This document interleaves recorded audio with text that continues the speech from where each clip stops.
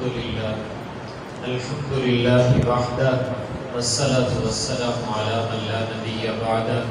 أما بعد فأعوذ بالله من الشيطان الرجيم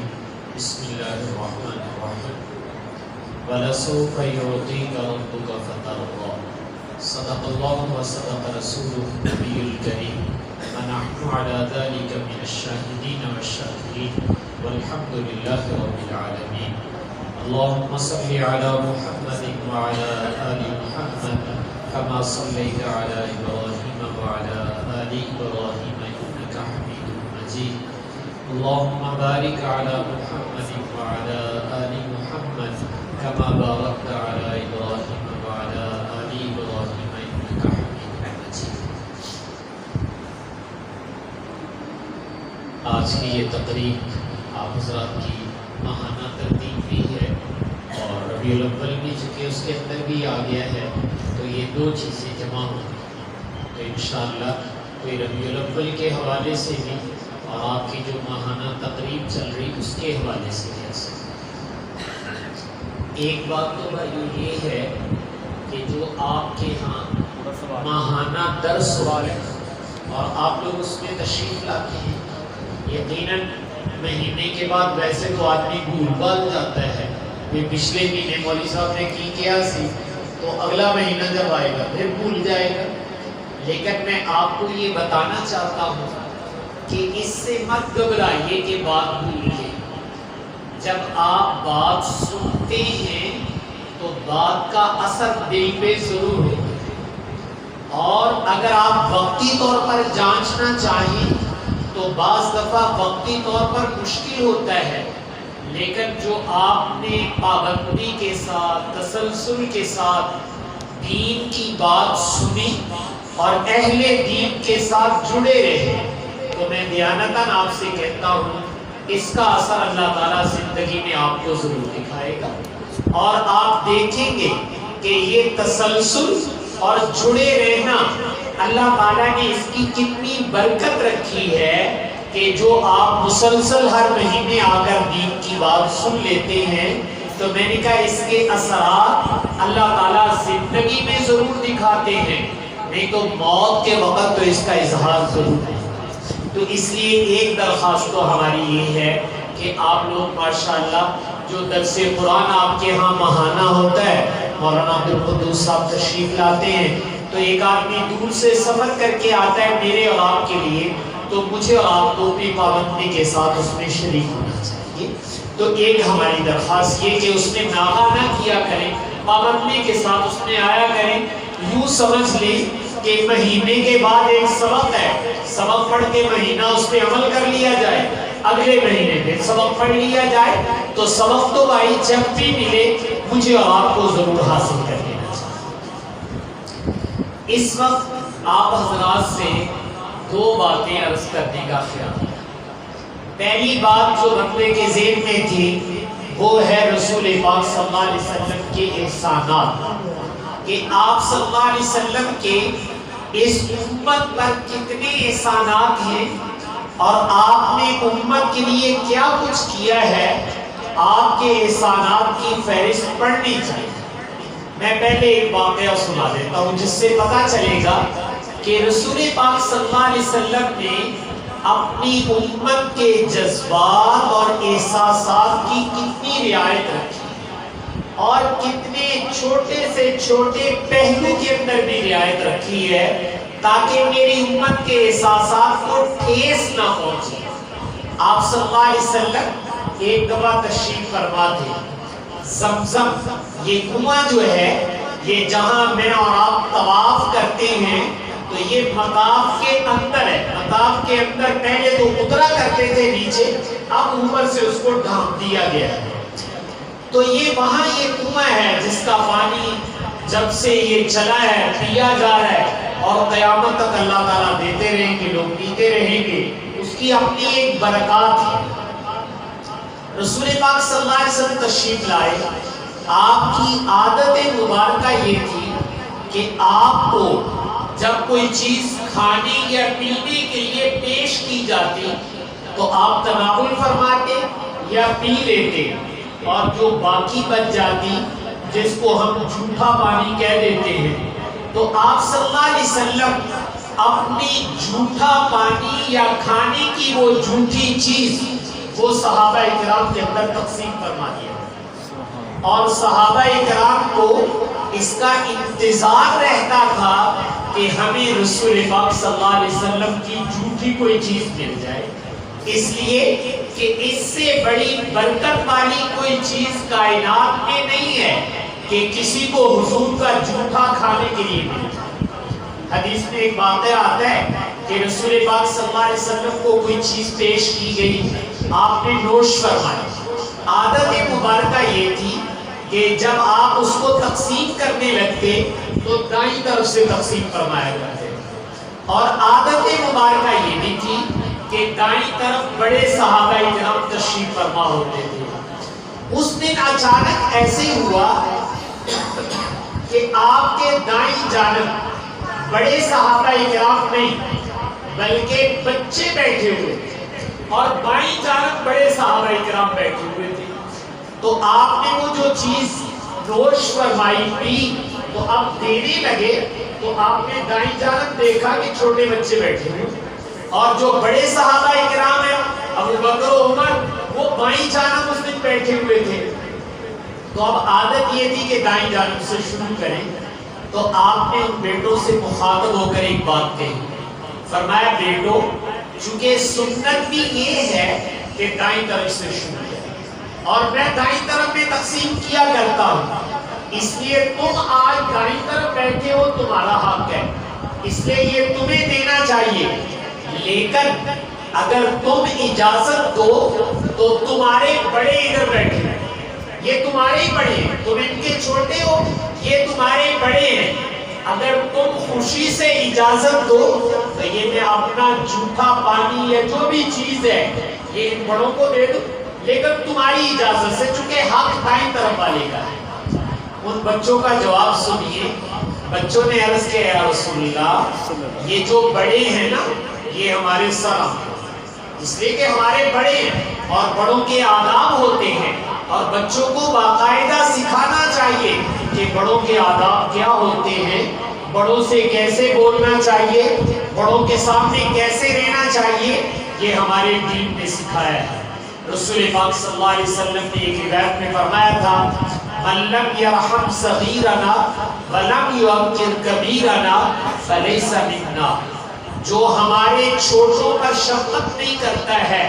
اور ہمارے بڑوں کا ادب نہیں کرتا ہے تو آپ نے فرمایا وہ ہماری امت میں سے نہیں۔ تو ہمارے دین میں بڑوں کے آداب سکھائے ہیں، تو آپ نے بھی پوچھا کہ بیٹو اگر اجازت ہو تو میں بڑوں کو دے دوں، تو بچوں کا جواب یہ تھا اے اللہ کے رسول ہمارے بڑے ہمارے سر آنکھوں پر،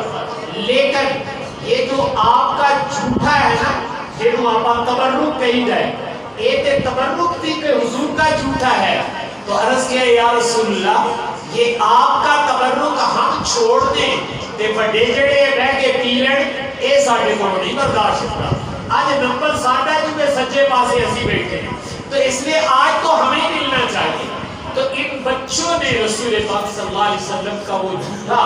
پانی یا جو چیز بھی تھی وہ نوش فرمایا، چونکہ دائیں طرف بیٹھے ہیں۔ میں صرف یہ بتانا چاہتا ہوں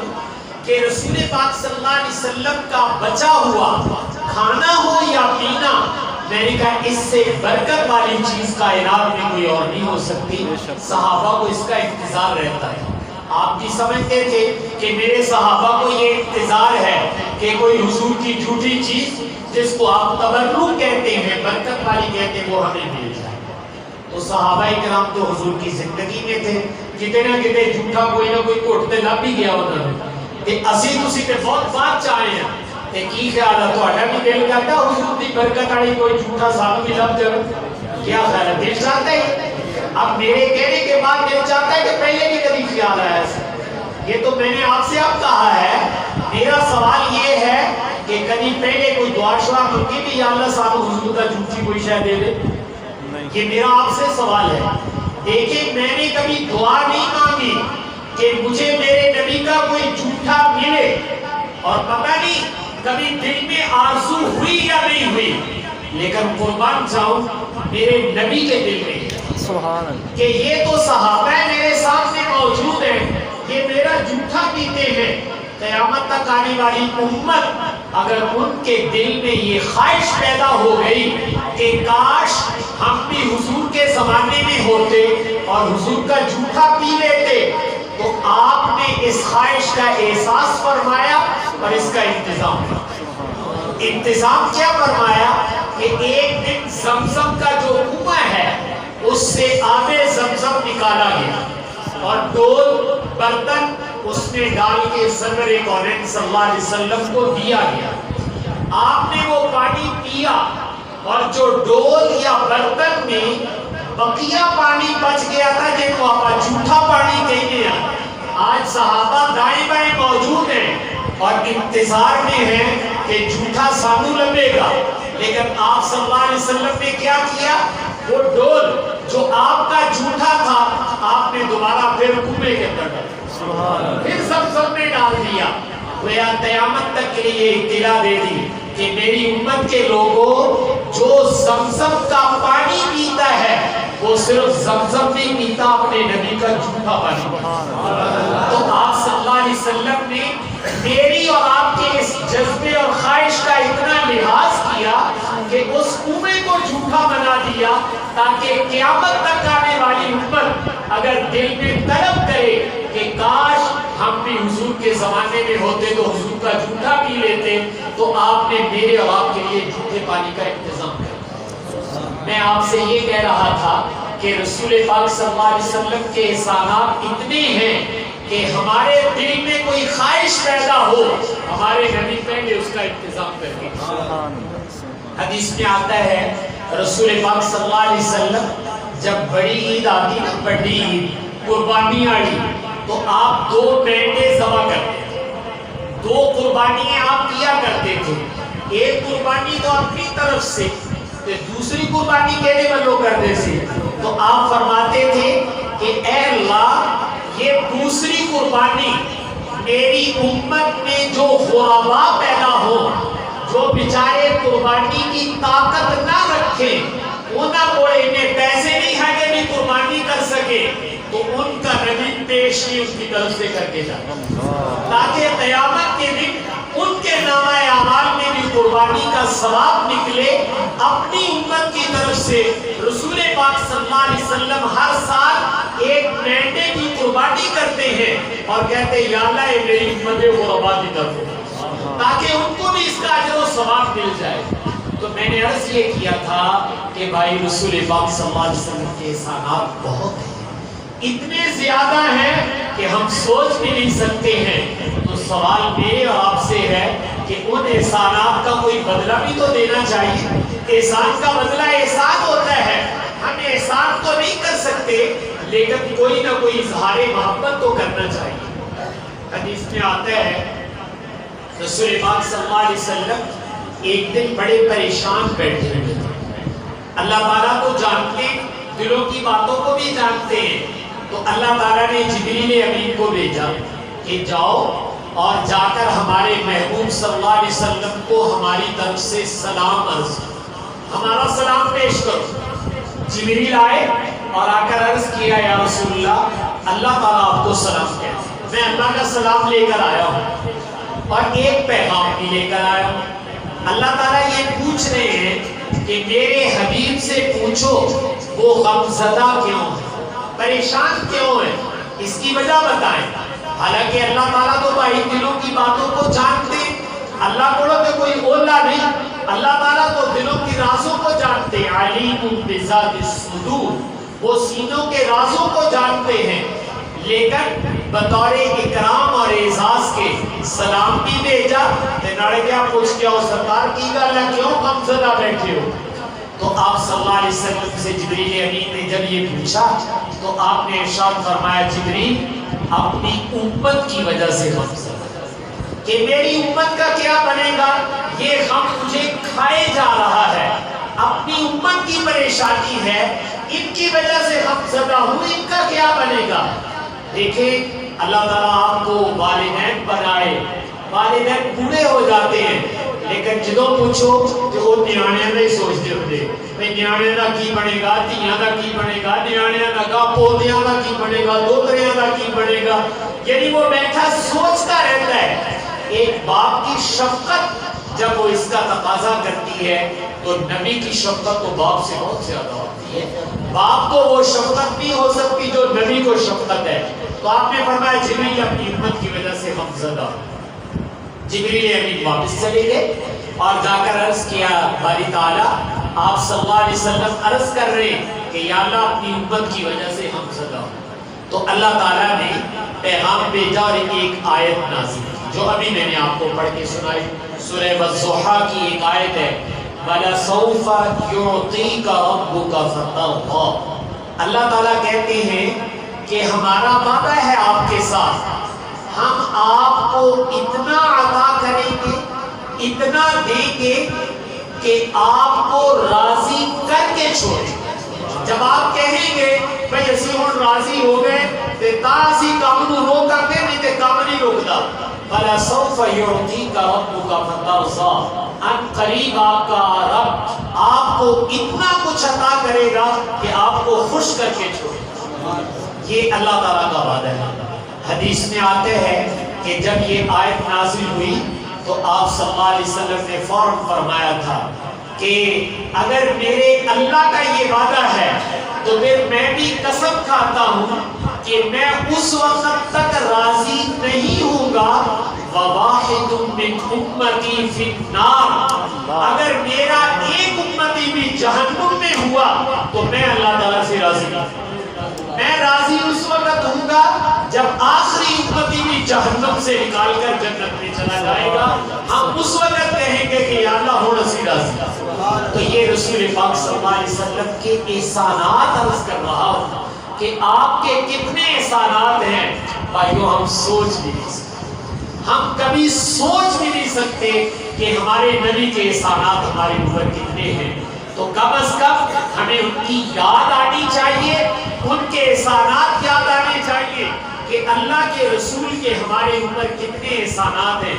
اگر میں یہ کہوں تو بیجا نہیں کہ ہم اپنی بخشش کی دعا اللہ سے اتنی نہیں مانگتے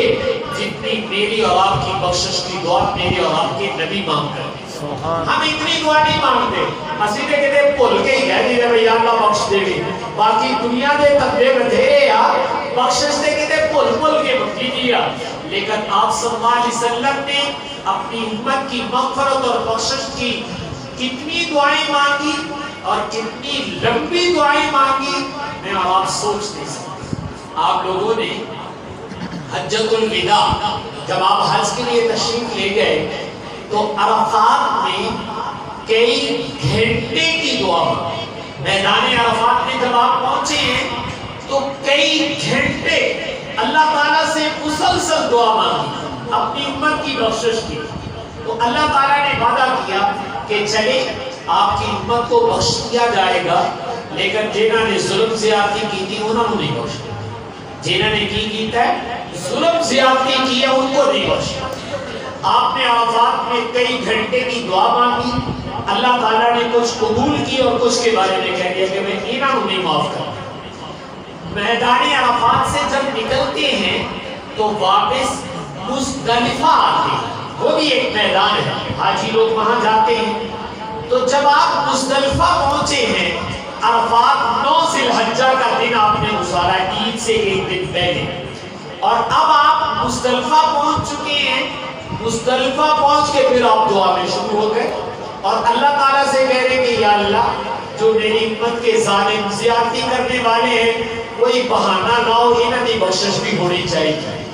اور پھر خود ہی ایک بہانہ پیش کیا، عرض کیا کہ باری تعالیٰ عدل انصاف یہ آپ کا حق ہے، بدلہ دلوانا یہ آپ کا حق ہے، یہ بندوں کا حق ہے، یہ نہیں معاف کیا جا سکتا۔ لیکن ہماری ایک درخواست ہے،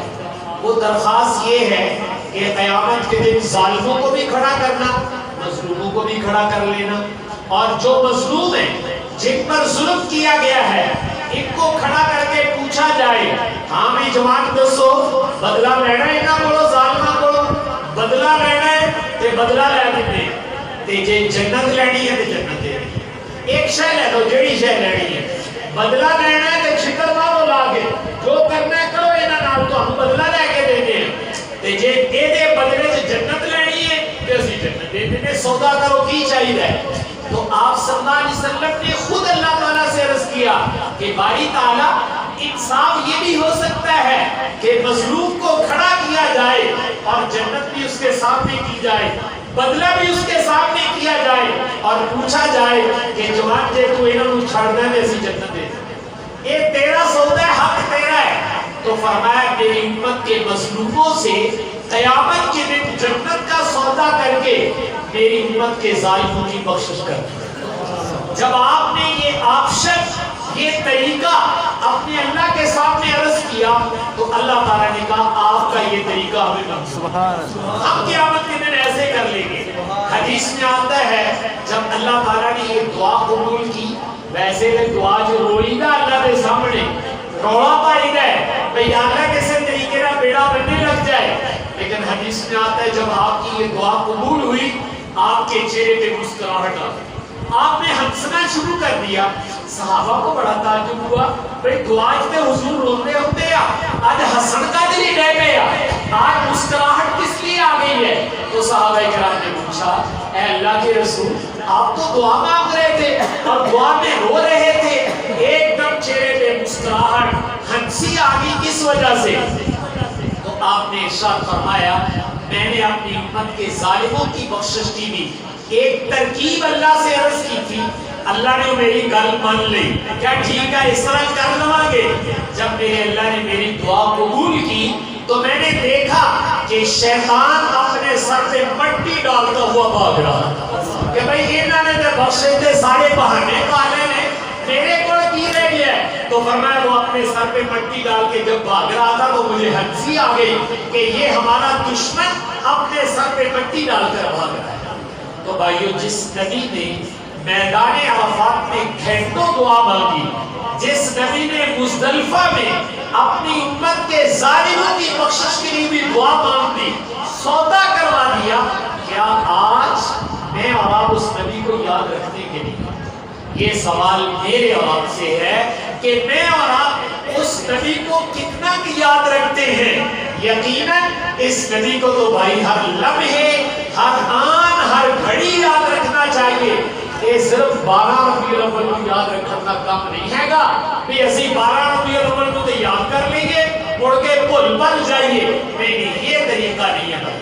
یہ بدعہدی ہے، یہ بے وفائی ہے۔ میں نے کہا وہ ہر وقت ہمارے دل میں بسنے چاہیے، ہر وقت ان کی محبت ہمارے دل کے اندر ہونی چاہیے۔ یہ میں نے اجمالاً عرض کیا تھا کہ ہمارے نبی کے احسانات کتنے ہیں میرے اور آپ کے اوپر۔ اگر آپ تاریخ اٹھا کر دیکھیں، واقعات اٹھا کر دیکھیں تو آپ کو نظر آئے گا کہ رسول پاک صلی اللہ علیہ وسلم کے احسانات امت پر کتنے ہیں۔ ایک واقعہ اور بتاؤں، رسول پاک صلی اللہ علیہ وسلم جب معراج پر تشریف لے گئے، اللہ تعالیٰ کے پاس ملاقات ہوئی اللہ تعالیٰ سے،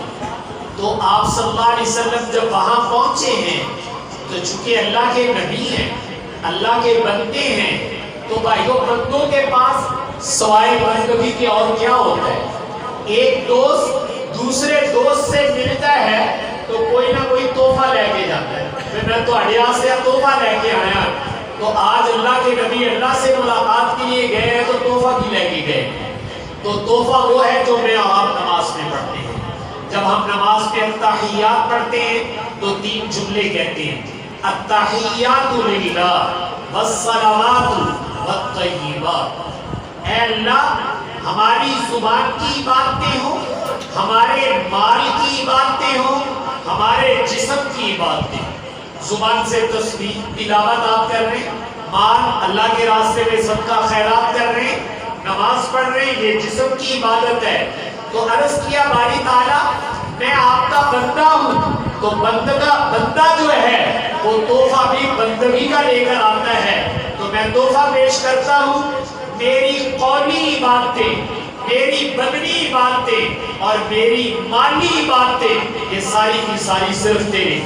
بندگی تیرے لیے ہے، یہ کسی اور کے لیے نہیں ہے۔ تو میں بندگی کا تحفہ لے کر آیا ہوں۔ اپنی امت کو بھی بتایا ہے کہ اللہ کے دربار میں تم کیا پیش کر سکتے ہو بھائیو؟ بندگی پیش کر سکتے ہو۔ اس لیے بندگی اہتمام سے کیا کرو، عبادات اہتمام سے ادا کیا کرو۔ وہ مالک ہے، وہ محتاج نہیں ہے، لیکن ہمارے بندے ہونے کا بھی تو کوئی تقاضا ہے کہ ہم اس کے سامنے جھکے، ناک رگڑیں، ماتھا رگڑیں اس کے سامنے، اس کی بندگی کریں۔ تو آپ نے جا کر یہ کہا التحیات للہ والصلوات والطیبات، یا اللہ ساریاں عبادتاں، ساریاں بندگیاں وہ تیرے واسطے ہیں، چاہے زبان سے ہو، چاہے بدن سے ہو، چاہے مال سے ہو، تیرے علاوہ کسی اور کی عبادت نہیں۔ عبادت تیرا حق ہے۔ میں اور آپ نماز پڑھتے ہیں تو ہم کہتے ہیں ایاک نعبد، یا اللہ اسی عبادت کے